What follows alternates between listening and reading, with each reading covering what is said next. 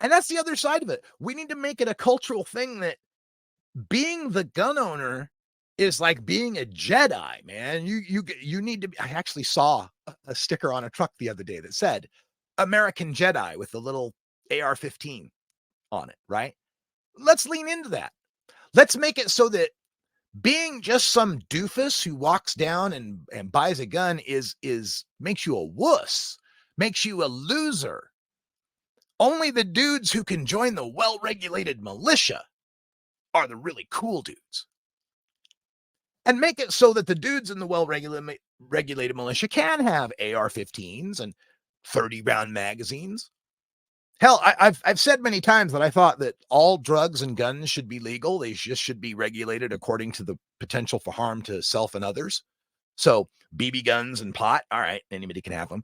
M50 machine guns and PCP, there's going to be some paperwork, right? But I would have more guns legal than are legal today, actually. I would actually allow people to own some of these bigger types of guns if they belong to a well-regulated militia. So let's make that be the man card. So like, and it need not be as well regulated as the National Guard. I'm kind of thinking of a like where the National Guard is kind of like your state army. What if we had the county guard, the county militia, right? The county militia that doesn't drill on the regular. Maybe they have to meet once a season, once every 3 months or something like that. Not as often as the National Guard, right? Maybe once every 3 months, they have to gather together for their marksmanship training. Just they have to shoot some targets and be evaluated. And they also have a little mental health screening, right? Sit down with the counselor to talk for a little bit. And maybe there is also a background check to see if there's any complaints against you. But once every 3 months, you're sitting in front of someone. You're sitting in front of a person who's having to evaluate whether you should have a gun. And maybe that person should be a gay black woman, going back to my last rant. But if you can sit in front of a gay black woman for 30 minutes and convince her you are right to have a gun, I think you're all right to have a gun. But let's make that something. It can't be too onerous, right? But make it just a little something, and give it the pastiche of macho that you're the real man. You're the real man who's the real responsible gun owner who joined the county militia. And then after we have that established, that there is such a thing as the well-regulated militia that you can, that just volunteers on their own can join up with and not have to join the actual military and be subject to the Uniform Code of Military Justice, then we can set it up so that people that aren't in the well-regulated militia, don't have their militia card, aren't allowed to just keep and bear arms in public. I would stick with the keep and bear arms at the home, right? I don't think we'll ever get past the American thought of home self-defense. And in a world where home invasion robberies do exist and people do live in counties that are very rural and far away from 911, yes, having a shotgun, pistol, even a rifle in your home, I think that's fine. But once we come up with the county militia, no more dudes cosplaying, wearing their tactical vests and AR-15s, getting a snack at the subway. I mean, come on now. Because the problem we've got, and let me talk to the gun people for just a second about how the anti-gun people see this, right?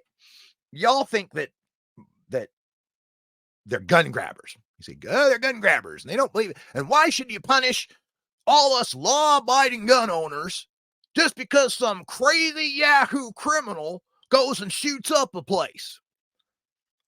Here's the problem.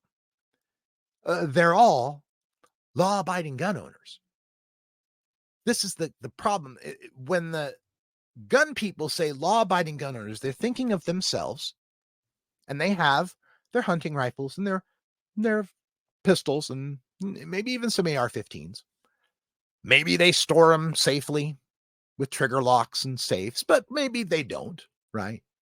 But their kids have been raised around guns, know not to touch them. I was such a kid. Grandfather had guns all over the house. None of us kids would have ever thought of touching grandfather's guns. So they grow up, they come up in this area thinking of themselves as the law abiding gun owner because they're good, responsible people. They go to the range, they shoot at the range, they go hunting. Never in a million years would they go shoot up a shopping mall. And so they feel like when you start talking about gun laws in the wake of a mass shooting or lynching like the one that happened in Jacksonville, they think you're talking about them. And they're offended. Like, how would you ever think that we would do such a thing? We're good people. We're good law abiding gun owners. And so I got to tell them, folks, that's the problem, is that you're a good law abiding gun owner. And so are they until they pull that trigger. So if you were walking up to a mall with your AR-15 strapped to your back, you're not going to go shoot the mall. But the other guy with the AR-15 strapped to his back walking up to the mall, he's going to shoot it up. Both of you bought your gun legally. Both of you are possessing it legally. Both of you are not violating any laws until that guy takes it off his shoulder and pulls the trigger. That's not enough time for all of the rest of us to recognize the difference between you, the good guy, and him, the bad guy. What I'm getting at is we've made it far too easy for bad guys to be law-abiding gun owners like you. So if you don't want to be put in the same bucket with them, make it so they can't get in the bucket with you. Like I said, I grew up around guns. I like guns. I don't have a fetish about them, but they're fun. I go shoot on the range from time to time. It's fun. And I do live in a very, very rural area. If I called 911 right now, it would be an hour before a cop got here. So I get it. I get the whole gun thing. But if I were required by the sheriff of my county to go show up once every 3 months to talk to someone, some counselor, to evaluate my public record, whether I've been getting any domestic violence calls on me, whether people have complained about me, I'd do that. That wouldn't be a problem. If if there was a requirement that I could only buy one gun a month, okay. Like, really, two is the most I can shoot at a time. So, okay.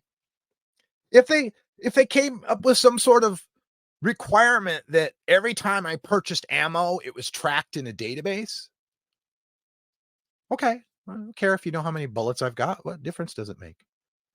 If those bullets had to have some sort of I don't know, nanotechnology tracing in them so they could tell who bought which bullet, okay, great, that's fine. I'll keep my bullets, locked up so no one else can get at them, right?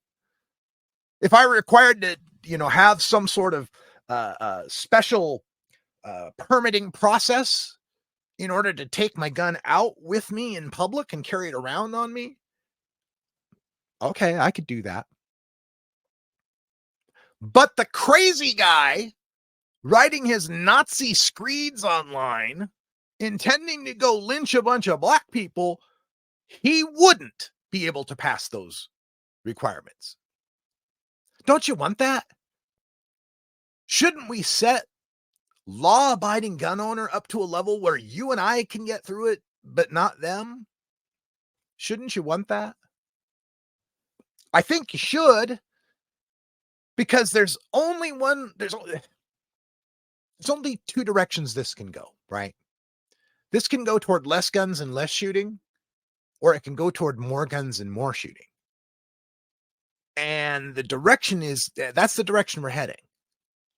And it's going to get to a point where we're going to be living in an there's going to be armed guards everywhere, armed agents of the state, which is ironic to me because so many of the Second Amendment people are so fetishized about this because they have this wacky fantasy that the Second Amendment was invented so that we could put down our government, we could take down the tyrannical government, which is a Great argument in 1789, not such great argument in 2023 when there's predator drones and, you know, cluster munitions and stuff, right? Uh, that just blows my mind that we're going to, these same people who say, we're USA, we're number one, we're the biggest, baddest military in the world. Russia can't touch us. China can't touch us. India can't touch us. We're badass United States of America. But if that military got uppity and took on us with our AR-15s and our 9mm, we'd stand a chance. Okay, Cletus, come on now. It's a stupid, silly fantasy, especially when you know the history of this country and how, you know, George Washington actually put down rebellions against the government, right? It's insane to think that the founders came up with an amendment to take down the government that they were just making. But regardless, this is the fantasy a lot of these guys have. Anyway, you should get on board with this idea of the well-regulated county militia or something. Maybe there's holes in my plan here. I don't care. I'm trying to come up with anything that can end this senseless killing.